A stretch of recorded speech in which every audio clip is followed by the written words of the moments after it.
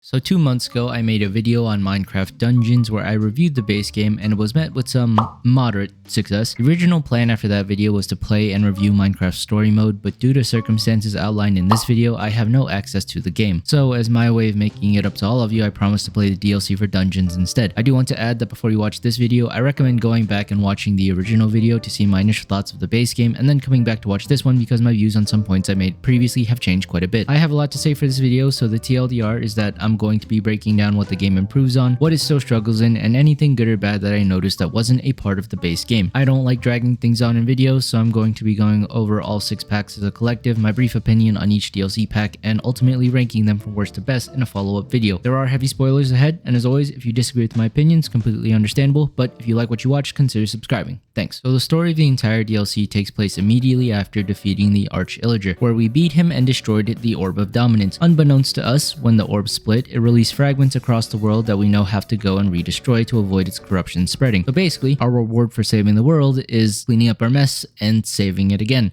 Yay, just like the base game, we play through different levels, fighting our way through hordes of mobs and navigating our way to the exit, except for the Echoing Void DLC, which I will talk about later. The DLC packs take place on different island realms and dimensions that are based on biomes from OG Minecraft, that being the Jungle Awakens, which is based on the jungle, Hidden Depths, which is based on the deep ocean, Creeping Winter, which is based on the frozen tundra and river, Howling Peaks, which is modeled after the Jagged Peaks, Flames of the Nether, which is just the Nether, and the Echoing Voids, which is the end. Fun fact, with the exception of Creeping Winter, all of the biomes that the levels are based on were added as major updates years after Minecraft's original release. The jungle biome was added in 1.2.1, Flames of the Nether is based on the 1.16 revamped Nether update, Hidden Depths is both 1.8 and 1.13, which added the ocean monument and ocean mobs, Echoing Voids is a mix of the 1.0.0 end update and 1.9 combat update, which added end cities and elytras, and the craziest one is that Howling Peaks is based on the 1.17 caves and cliffs update, where the DLC was available only 30 days after that update's announcement and a whole year before part 2 of it was out. Now that we got that fun fact out of the way, gameplay. In comparison to the base game, the fundamentals remain the same in terms of combat and exploration. You start at the beginning of a level, fight your way through hordes of mobs, and try to find your way to the exit. The only true addition to exploration is in the end dimension, where you equip an elytra to fly from island to island, where for the first and only time, there's a change in camera angle.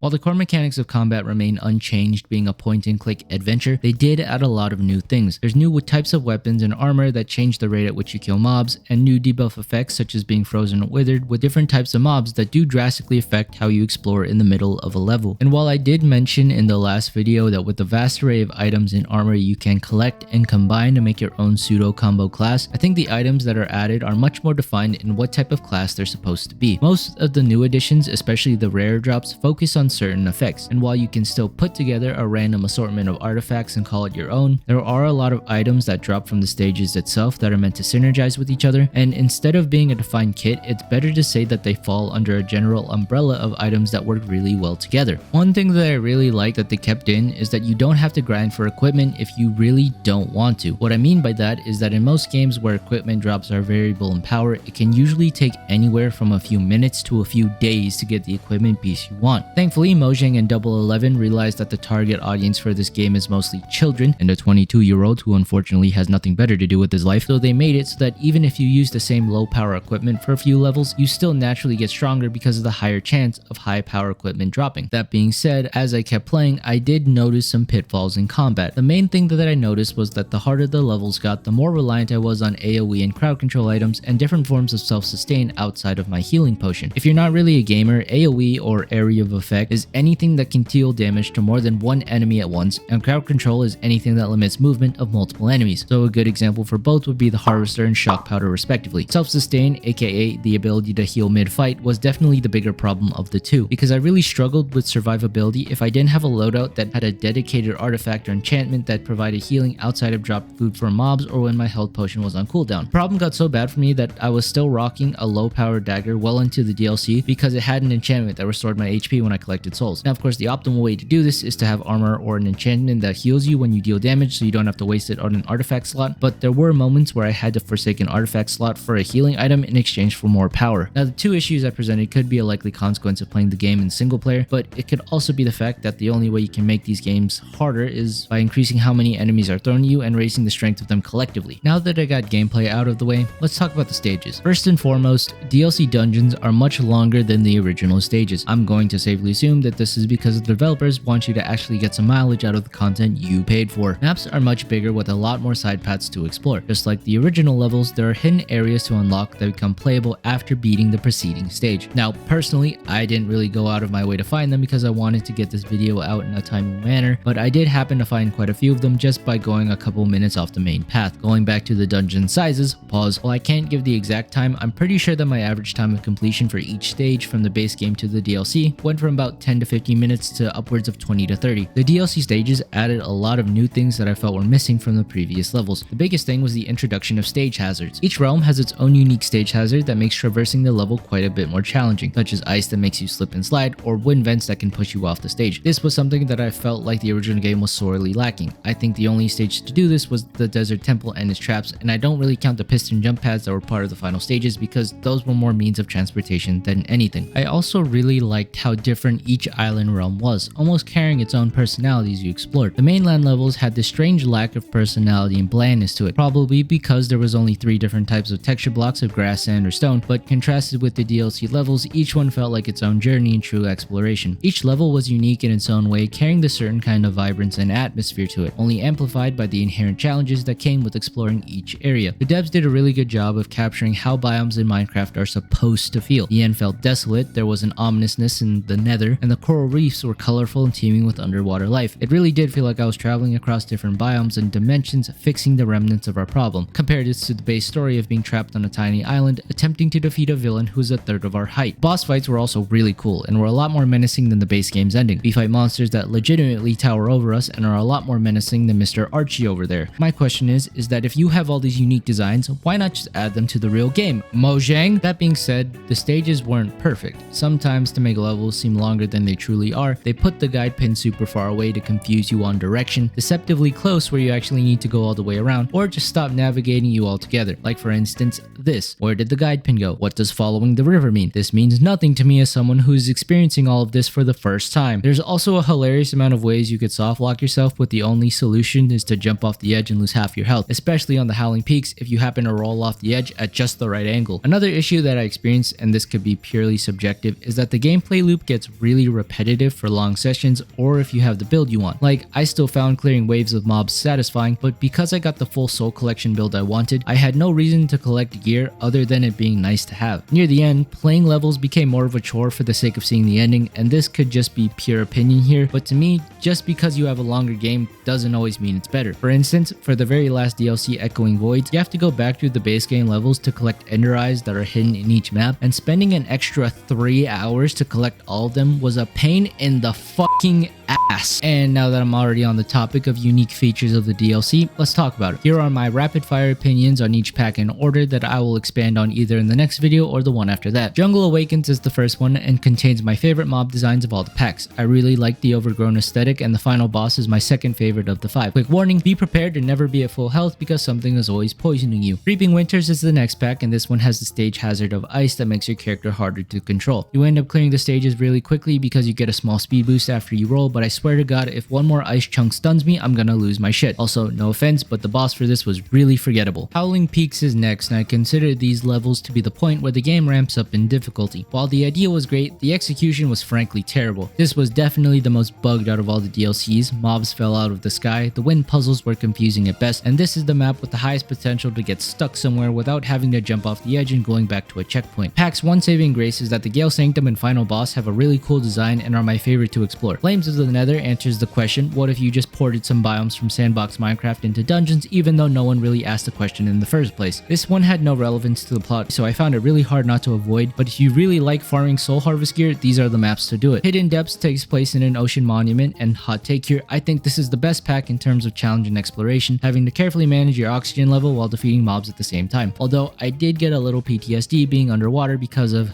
you know.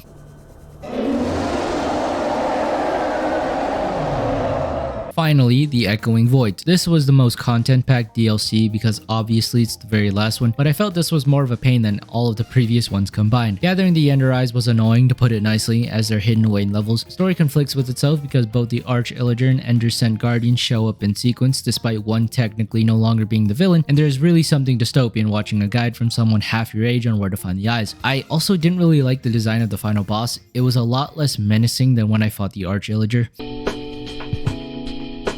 Now that I have spread my factually correct opinions, I have some final thoughts. I don't know if I mentioned this in the previous video, but the best way I can describe this game is it's the ultimate time waster. You could spend hours replaying levels just to get better gear, and even though you're doing the same thing over and over again, for some reason, you never get over the high of finding unique items. This is what gambling feels like, kids. Do not get addicted to this feeling. While I did bash on the game quite a bit, the game definitely feels complete when you add the DLC into the mix. I just wish it wasn't $40 4 years later. The part I liked most about the game is that the end dimension is the true finale of the game, which is something that another Minecraft spin-off sorely missed out on. Do I think this game is absolutely perfect as a spin-off though? No, absolutely not. But I do think that as an entry-level dungeon crawl, it does its job just right. Is it worth buying?